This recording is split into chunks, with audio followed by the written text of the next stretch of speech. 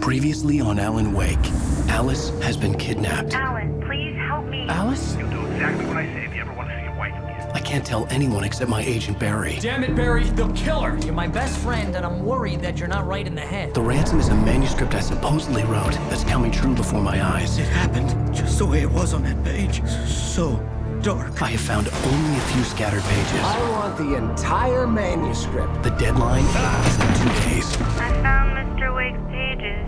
Good girl. How the hell did she get her hands on the manuscript anyway? I don't know. She's resourceful.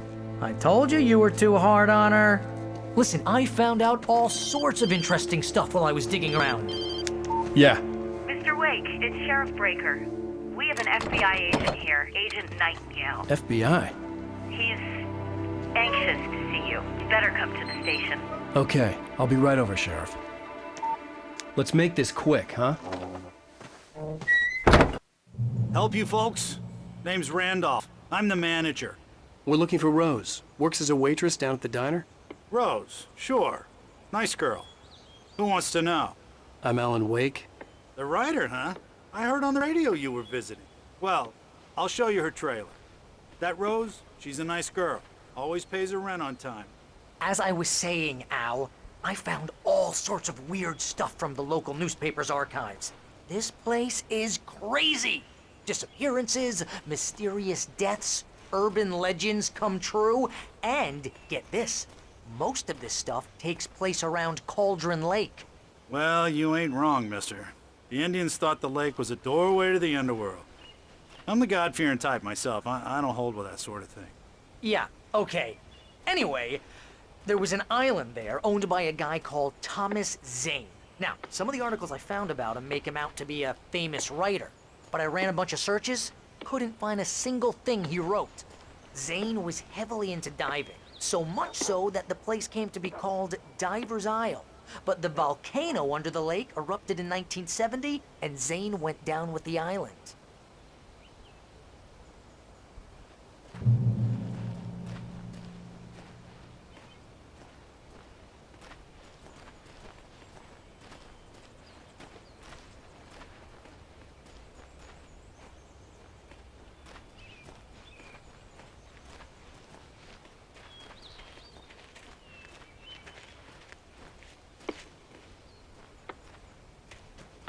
Yeah, how about that? It was there in the morning, as if it had fallen from the sky. But it would take a tornado to lift something like that. We're damn lucky it didn't crush any of the trailers.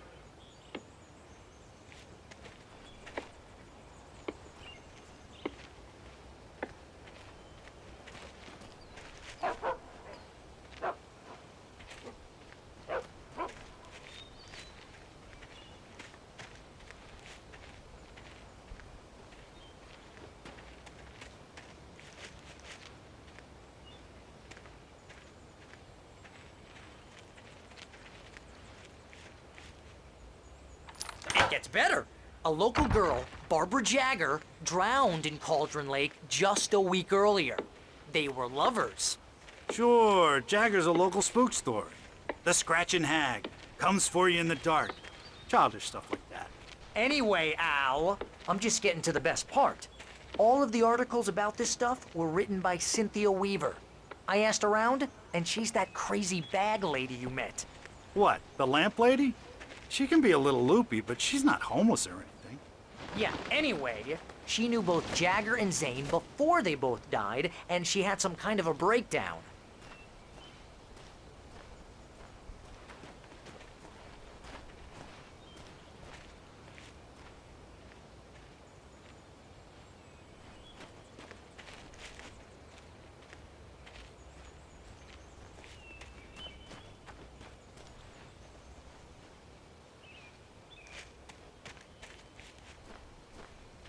Well, mister, this here's Rose's trailer. You mind me asking what you want with her? We're just here to talk to her, pal.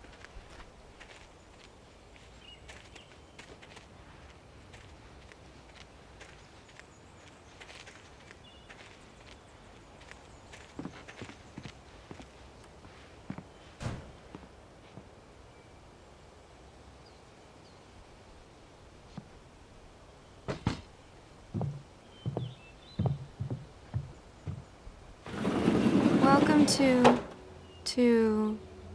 Oh dear, Mr. Wake. I'm so glad you're here. Rose, you have my manuscript? Oh. Oh yes. Yes. Please, come in. Hey, this is really good. Rose, Yes, my manuscript. I really need it. I understand. I know what you need. A muse to inspire you. Oh, for Barry? She doesn't have anything. Yeah, hey, Al? Al, what's... Oh...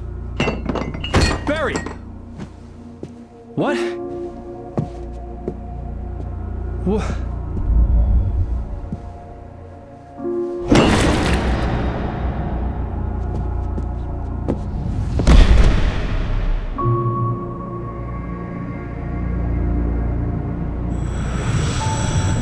It's coming for you, hiding in my barber's skin.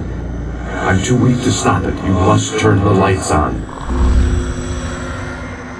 I promised I'd come visit you and your lovely wife. You must finish what you started. I insist. You must turn the lights on. Turn the light on. Back to work, boy.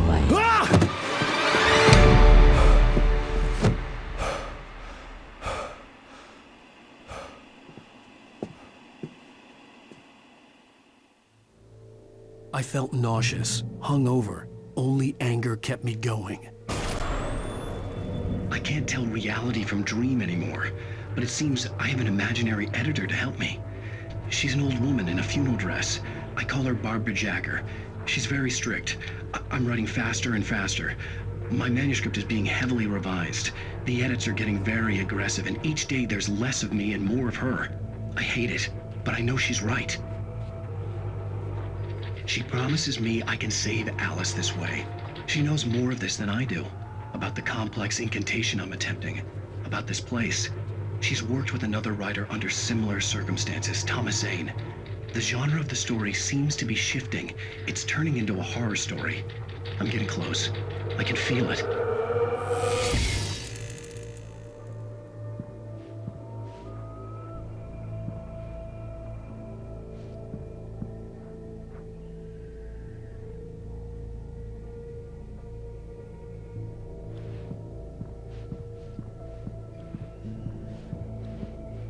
Rose took a day from me. I had less than 12 hours left to meet the kidnapper.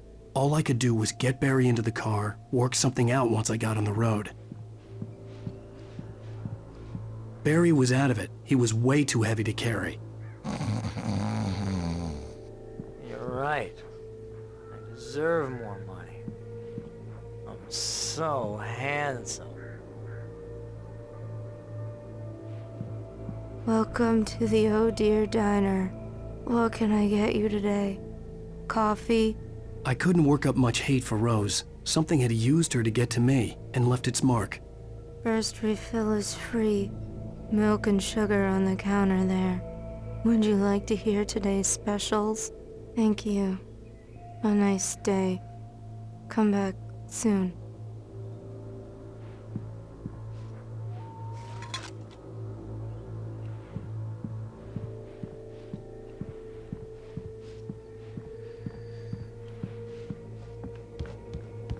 My gun and flashlight were gone.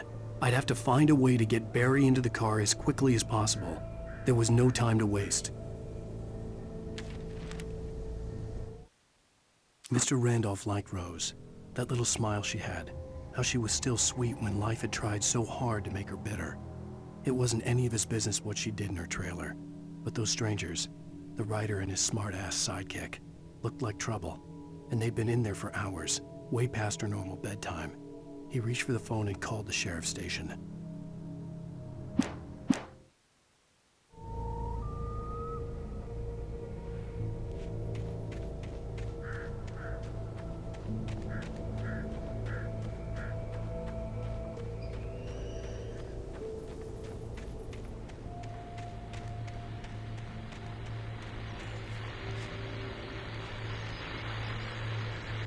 I just stepped outside to catch a breath of fresh air. Let me tell you, the weather's getting heavy.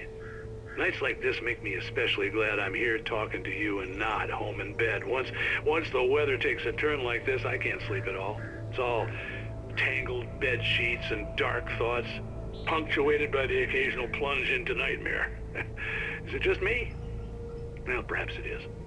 But I hope I can make the night a little bit easier to get through. Caller, you're on KBF FM. Hey, Pat, it's Walt Snyder. What's on your mind, Walt? Well, I ain't the way you are, but, well, I can't sleep either, you know? I just been staring out the window here, trying to make sense of it all, but, I ain't been drinking either, you know? I just... Well, you sound like a man with a problem, Walt. Yeah, I had a, argument with Danny, and, then I got in trouble with the law, and, I'm just, well... I heard something like that, Walt. Yeah, well, Danny's my best friend, and, they let me out on bail today, and now I'm just alone here at the window, waiting. Man, and there's something in the air tonight, man. I was just outside looking up at the sky above our broadcast tower thinking the same thing. What are you waiting for, Walt? I don't know. Something's gonna happen. I think I better go. Well, Walt, maybe... No, thanks, Pat. Well, good luck to you, Walt. Hang in there. Let's take a little break, folks. This weather's really something else, huh?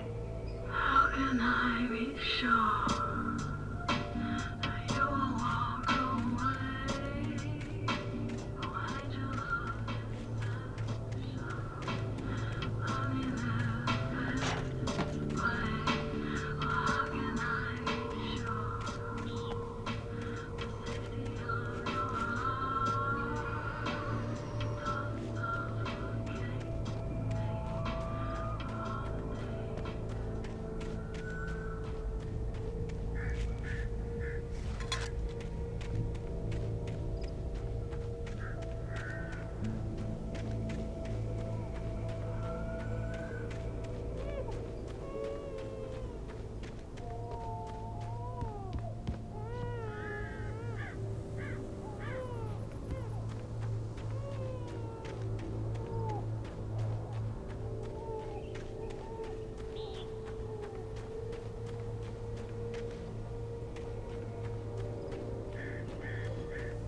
Oh, you're gonna get it now.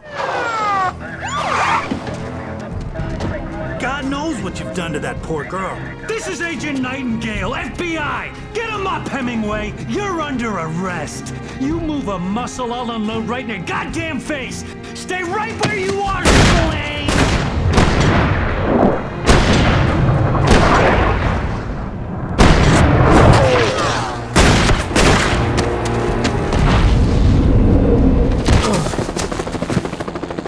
What are? I'm standing right here, you goddamn maniac!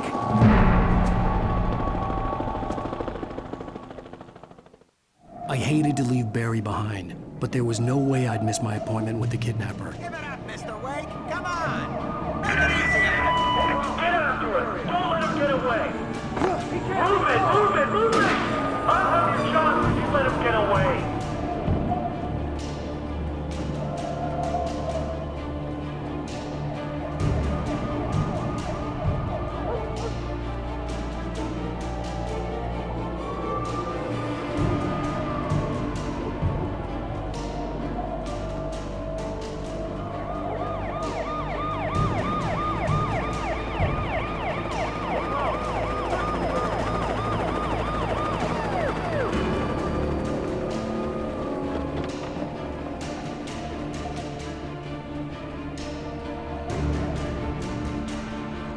Stop running!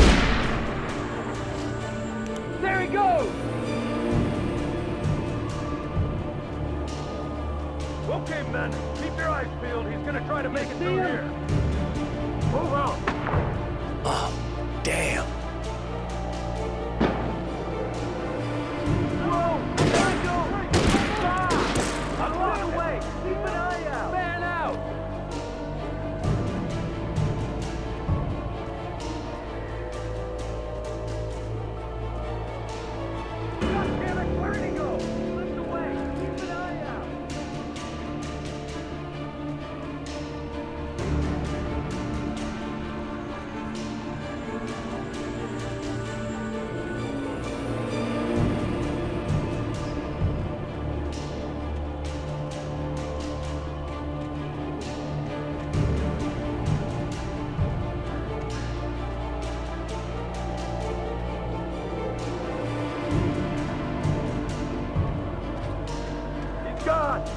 guys. We need to head him off.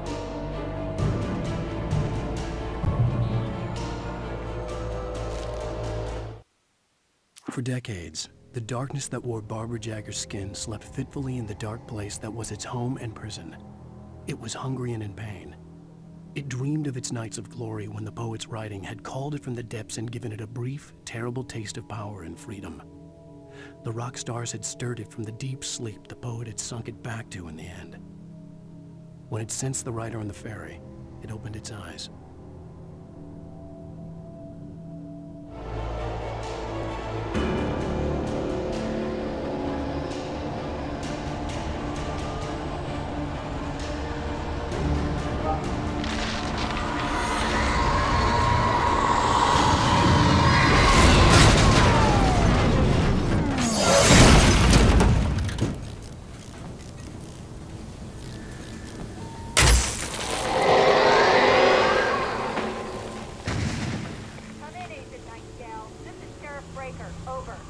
Nightingale, over.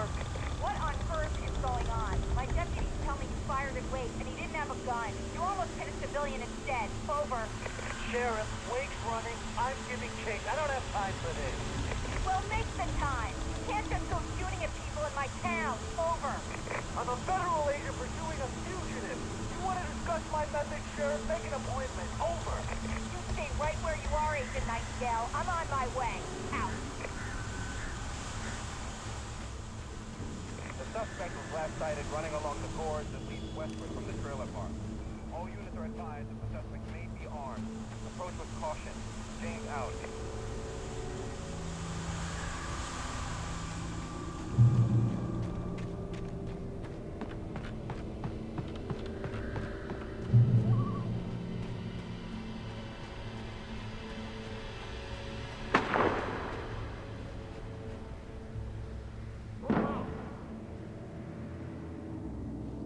Search the area.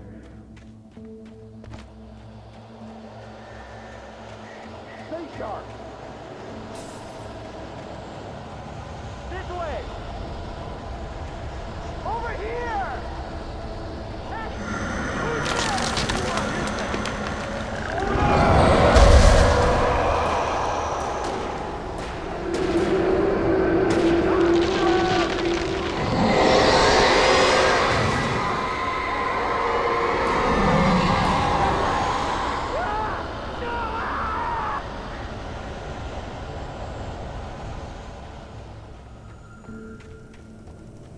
This horror was everywhere I went, circling me. The cops didn't stand a chance. They were after a writer, not a monster.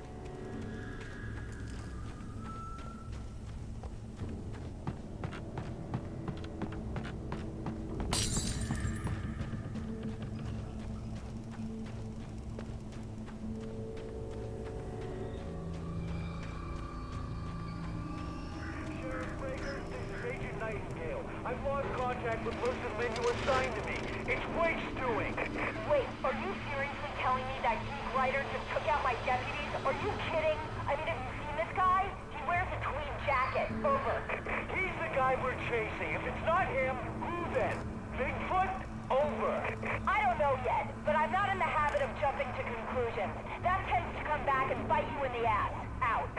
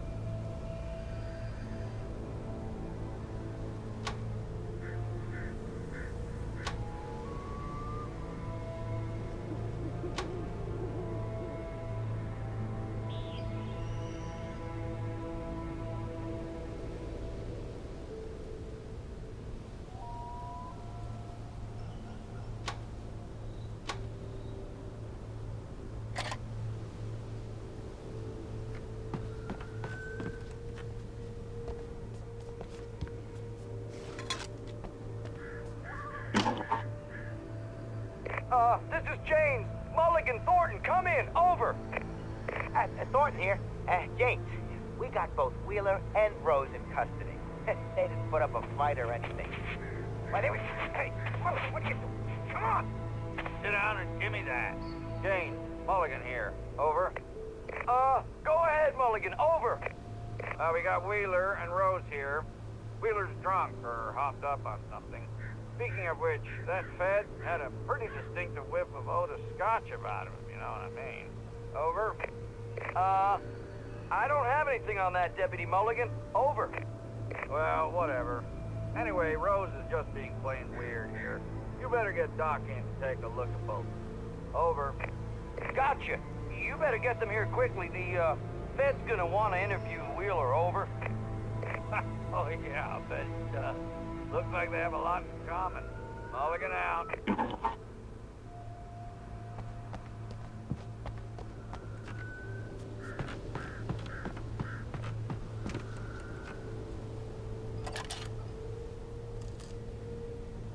I could see the lights at the radio station in the distance.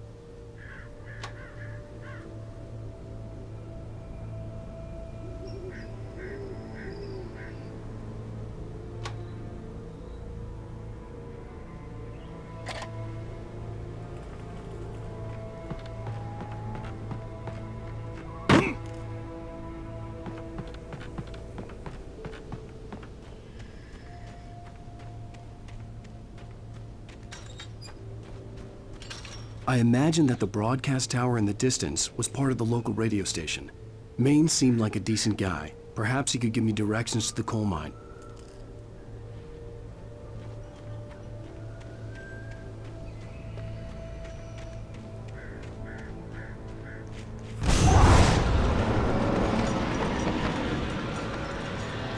Unnatural shadows clung to the gate. The darkness that was after me was trying to stop me. I wouldn't get through without a light.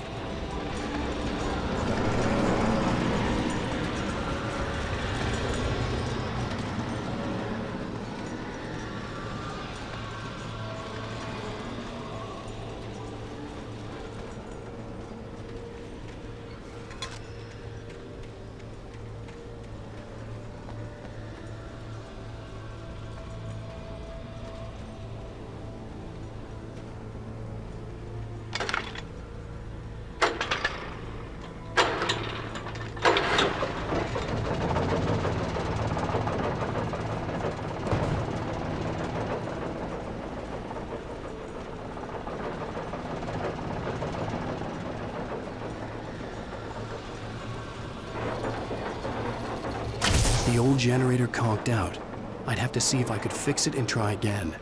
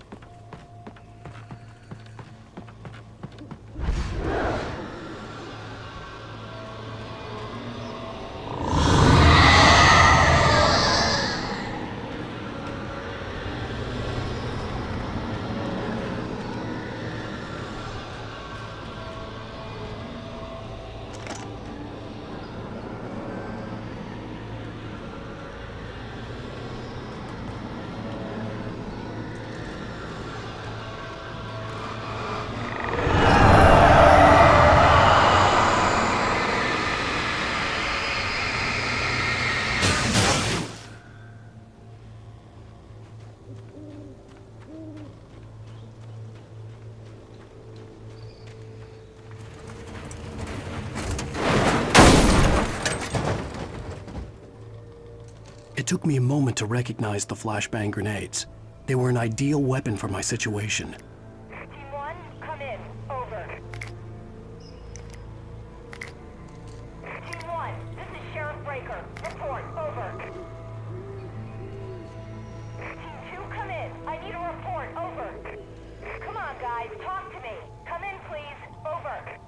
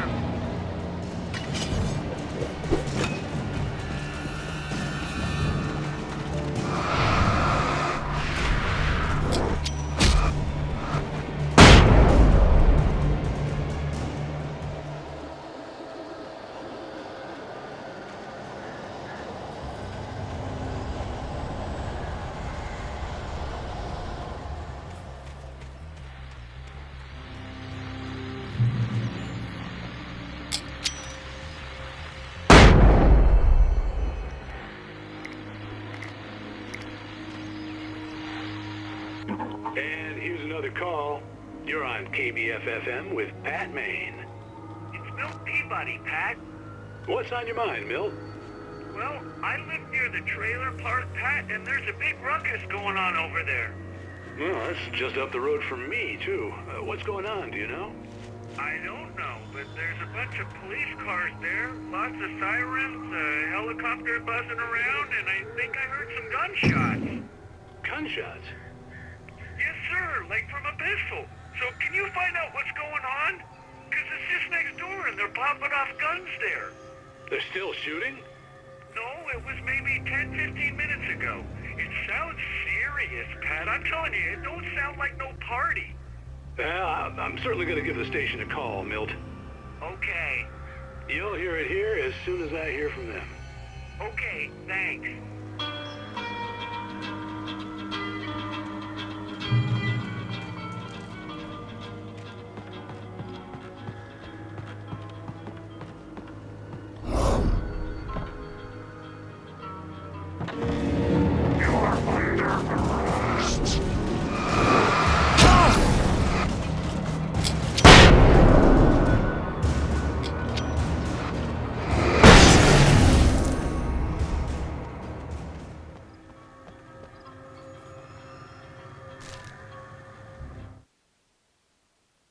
Touched by the dark presence, Rose was lost in a dreamland where everything was drawn in black and gray crayons. The old lady had promised her that all her wishes would come true. She would be Alan Wake's muse. She was smiling so hard it hurt her face. She crushed a bottle full of sleeping pills into the coffee. Deep down inside, she was screaming in terror.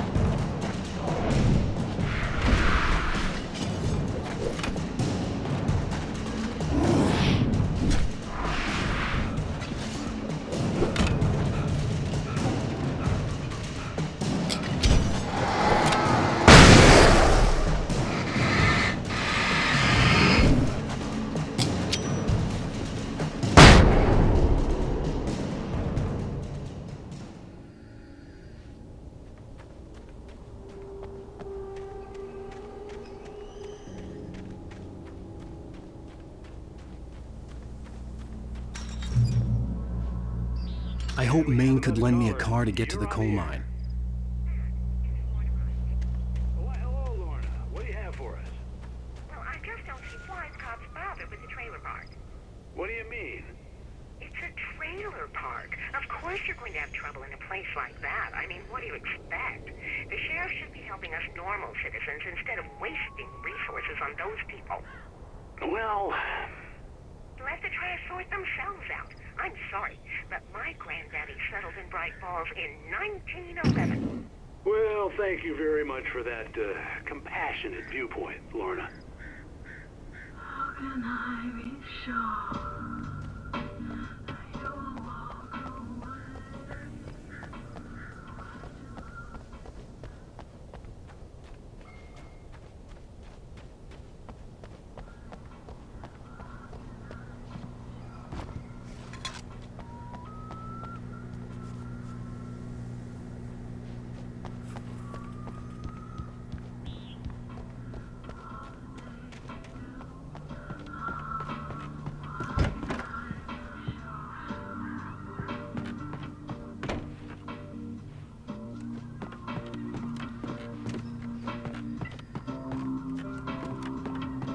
Oh, here's a little surprise.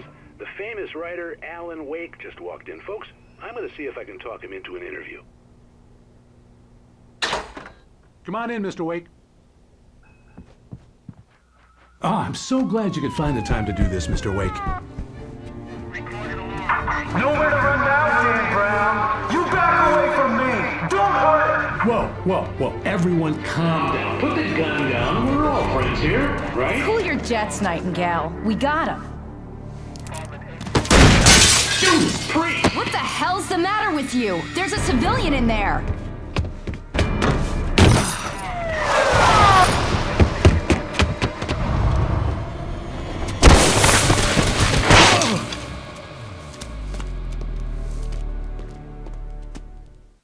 I'll get you yet, even if it kills me. You hear me? You hear me, H.P. Lovecraft? I had fallen off so many cliffs it was ridiculous. That's what you get for naming a book The Sudden Stop. It was probably good I hadn't had the chance to tell Maine where I was going. I'd have to lose the cops and find my own way to the mine.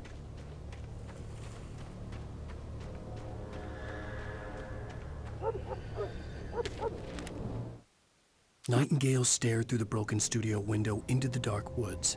He turned around, started to walk out, but Maine grabbed his arm. "Young man, you almost shot me. You don't shoot off rounds at people like that. What's the matter with you?" Nightingale shook his arm free, marched out. His cheeks burned with rage and humiliation.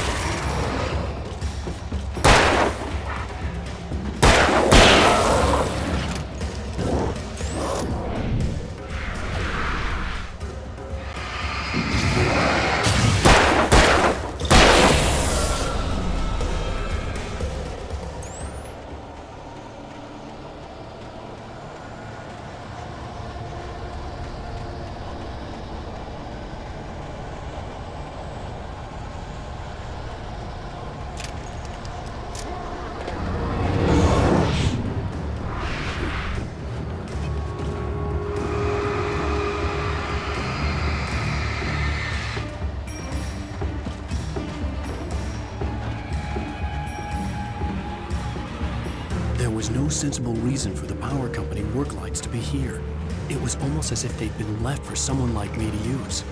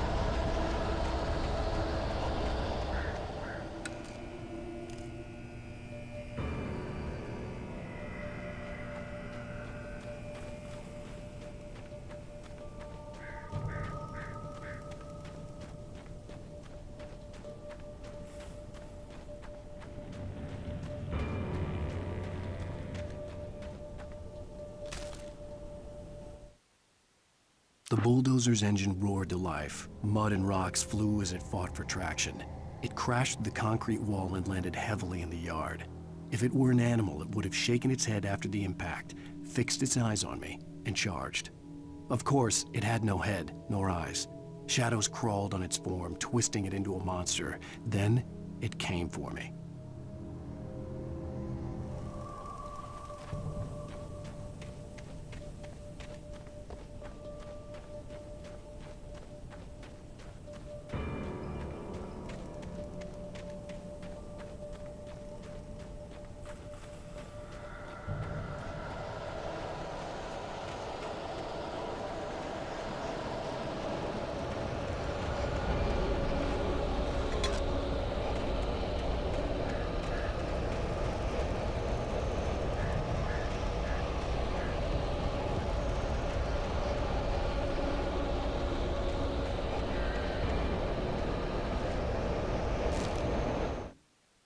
Sarah trusted her gut, and her gut said Agent Nightingale was an asshole. He felt wrong, and it wasn't just the smell of stale booze. It was in the way he flashed his badge, pulled rank, the look in his eyes when he wanted answers. Where was Alan Wake? What was this about an accident? Where was his wife? And most importantly, why did she let Wake go? He wouldn't answer her questions. Federal business was all he'd say.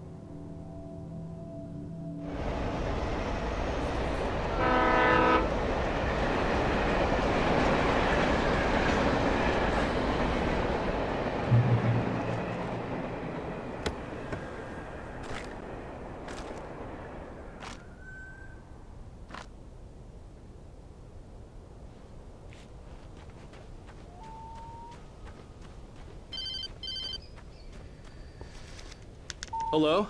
The most stubborn man I've ever met. Alice? Alice? Alan, I'm so afraid. Keeps me in the dark. Please help me. I look at you looking out from behind your eyes? Alice, I'm here. I'm so alone here. It's all gonna go to hell. You need to be careful. Cooperate. The connection had been terrible, but that wasn't the only thing that hadn't been right with the call. She sounded wrong somehow, but she had called me.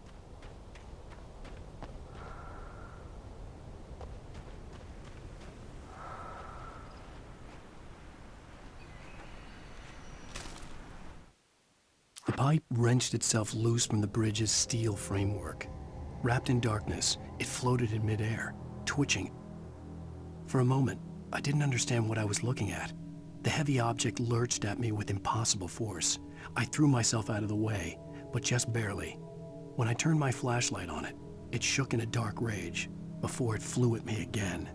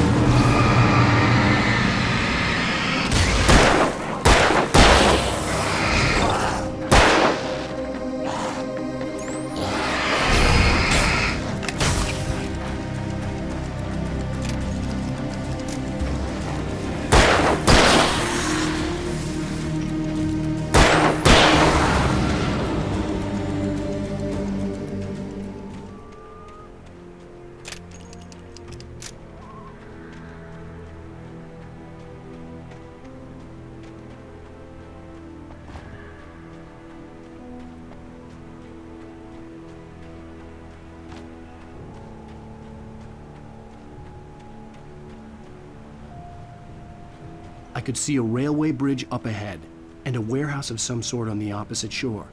I hoped I could find a car from there.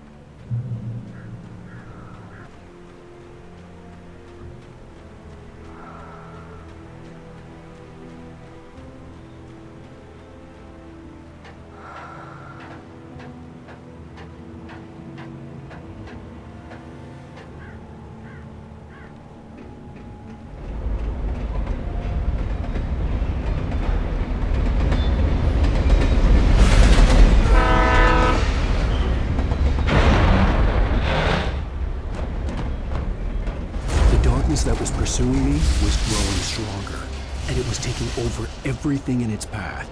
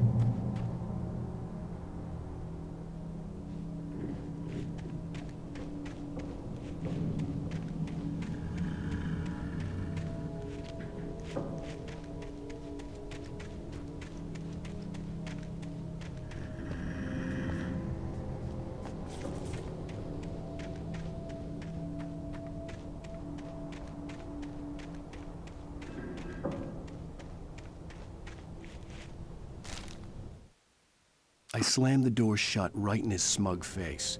He pleaded for me to open the door. True to form, the asshole actually thought I would obey. I had no sympathy left, no guilt either, not for him.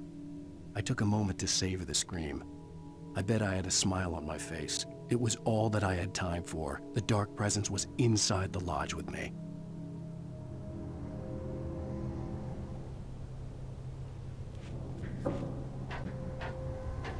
As a teenager, just starting to get interested in writing, Stephen King had been a source of inspiration to me.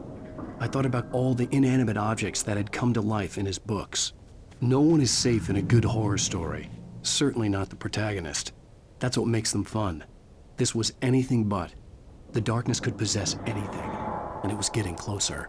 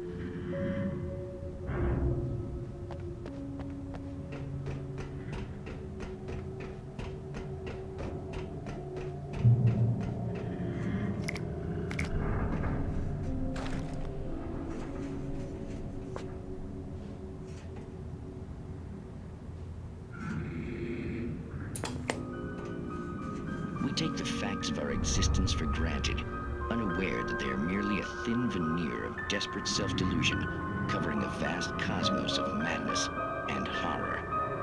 All too often, the stars are right. In Night Springs. Tonight's episode, a family occasion. Journalist Alvin Derlis' trip to study the local customs of an insular community in Night Springs has been less than successful. Until tonight. Well, I'm glad you changed your minds about this. Ancient customs, local mythology. My editor loves this kind of stuff. Well, Mr. Derlis, we don't want to feel like we're on exhibition. But you have demonstrated the seriousness of your intent. Oh, I am serious. Really, just do your thing. I'll stay out of your way and observe. Actually, I thought you could assist us. I'm afraid we are a man short. It would provide you with an intimate perspective. Could I really? Of course, Mr. Derlis. Well, I guess that's the least What would I have to do? Oh, here. Let me show you with a kiss.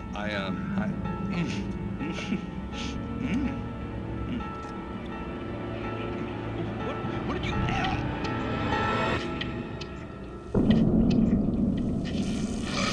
Oh, Mr. Durrell, you have well pleased Nixie Perka, the dweller in flesh. Your body shall host his 1,000 young, and all shall be glorious. Shh, darling, be calm. Shh. Alvin Derleth learned a harsh lesson. If you go looking for mythology, it may come looking for you. And such quests always bear fruit. In Night Springs.